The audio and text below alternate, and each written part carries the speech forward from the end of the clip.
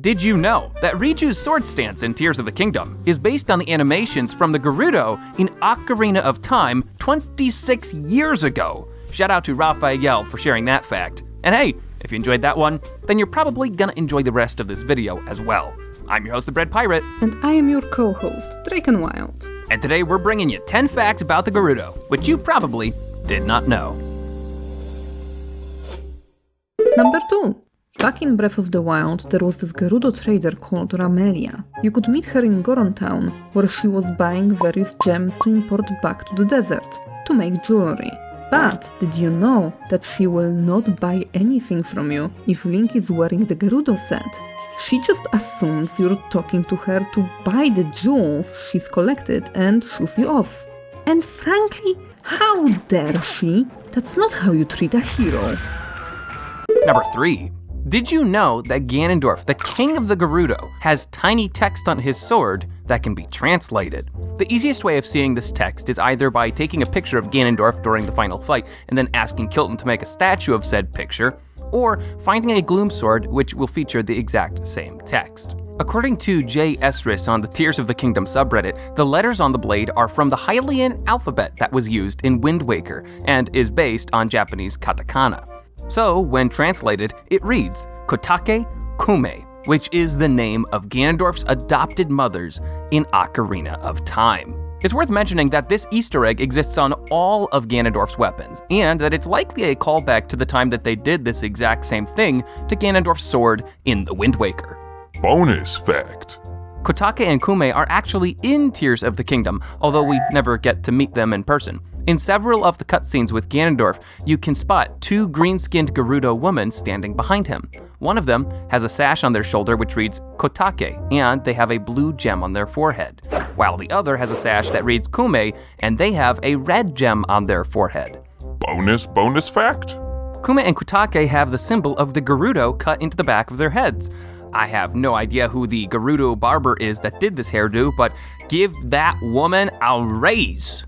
Number 4. Leave it to the Yiga to have an absurd trivia fact like this. It's well known that the Yiga love bananas, but what most people don't know is that the Yiga also have individual bananas hidden in their hideout in weird locations. As shown in a series of videos by Unhappy Kitten Studios on YouTube, you can find these bananas near the ceiling in this room, on top of this statue in the entryway, behind this curtain in the battle room,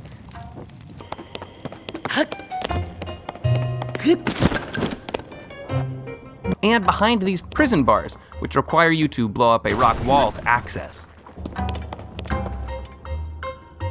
Yummy. Number 5. I know that all of you hip skibbity Gen Z kids love money, so here is an infinite money trick that you can do very easily, and it only involves a little bit of bootlegging. Viewers, say hello to Noble Pursuit. Hello. Noble Pursuit is an adult beverage that is available after you save the Gerudo from their regional phenomenon, and it only costs 20 rupees. However, if you walk down the street and sell it to any of the merchants, they will buy it for 22 rupees. It's free real estate. However, you are only making 2 rupees every single time you sell it, so you will need to slog through a lot of dialogue for each transaction. Is that worth it? I don't know. Regardless, thanks to Hollow Eyes on Reddit for that noble observation. Number 6. A surprising amount of foliage seen in both of the Wild games is modeled after real-life examples. For instance, these two seem to be some kind of aloe plants. Their leaves have serrated edges and clearly look like they are succulents of some kind. That means plants with very fleshy parts, either leaves or stems. They store water in those to help them survive in arid climates. Just like cacti. All cacti are succulents, but not all succulents are cacti. Speaking of cacti, these seem to be Stenocerus queretaronensis. I'm not good with Latin, I'm sorry. As far as I was able to learn, this is one of the cacti species which are cultivated for dragon fruit. Never knew these things grow on cacti, by the way. We learn something new every day. As for the trees, we have very obvious common coconut trees and what looks to be Phoenix canariensis palm, known for its pineapple-shaped trunk.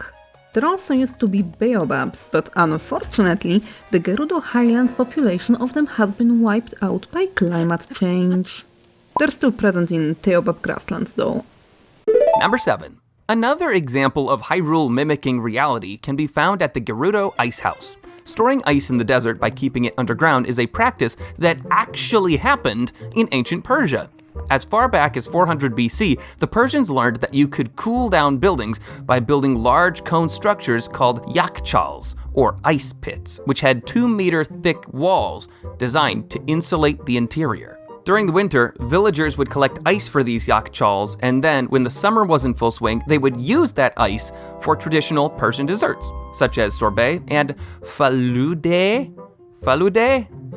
But that's just like how the Gerudo used their ice house in order to make Noble Pursuit. Some yakchals were even used up until the 1960s, or at least that's what the internet told me. And to this day, the word yakchal is still used in Iran, Afghanistan, and Tajikistan to describe refrigerators. Bonus fact. Speaking of ancient structures, I can't help but notice some minor resemblance between the Yiga Hideout and Petra. You know, with both being human dwellings carved into the side of a mountain and all. Petra's prettier though, and has less bananas. No yummy. Number 8. By the way, me and Draken also released a video today about the military defenses of Gerudo Town. A link is at the top of the description so that you can check that out after you finish watching this video. Anyways, like I was saying, number 8! Fire Lizalfos hate the cold nights. In fact, as many players already know, the Fire Lizalfos and Ice Lizalfos will swap places whenever it switches from night to daytime. Like this, and like this. That way they can avoid the dangerous temperatures. However, Gail Angel Morales in an email informed me of a more subtle detail, which is that Lizalfos will also exit and enter caves whenever the time of day changes. For example, at the Mount Naburu South Cave entrance, the Lizalfos will run inside when it gets cold, and then run back outside when it's hot enough. Although for some odd reason, when I tried recording it this time, only one of them came out during the daytime. Not sure why, cause he's still alive, and he's in there. He just didn't want to come out. Bozo. Number 9. So remember how we just showed how Lizalfos will dig underground every morning and nighttime to avoid the extreme temperatures? Well, as pointed out to me by, again, Gail Angel Morales, the Lizalfos don't actually leave. The developers cheated by making the Lizalfos invisible when they go underground, but not actually removing them from the world. So you can drag them out of their invisibility and back to reality for a split second by ramming them with a vehicle.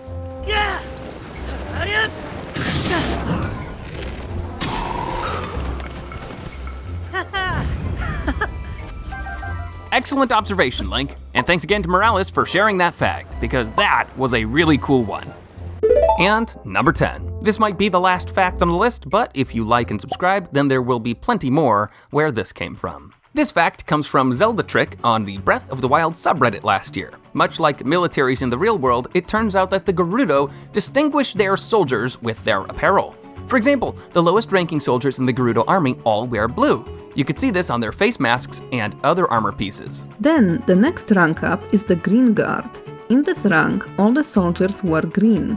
You can spot one such guard in the Icehouse and 2 others in the military courtyard by Regis Chambers. And at the top of the food chain are the captains, who all wear red, such as this captain you find in the military courtyard called Taike. Gee, these pronunciations today. The only exception to this coloring scheme seems to be Buliara, who is the highest ranking member of the Gerudo military, despite the terrible job she does. We just uploaded a video about the Gerudo defenses and why they're awful. It's here. And that concludes all 10 facts for today's video. Thanks again for all the help, Draken. Thanks for having me. Always happy to work with you. And until we see you next time, have fun storming the castle.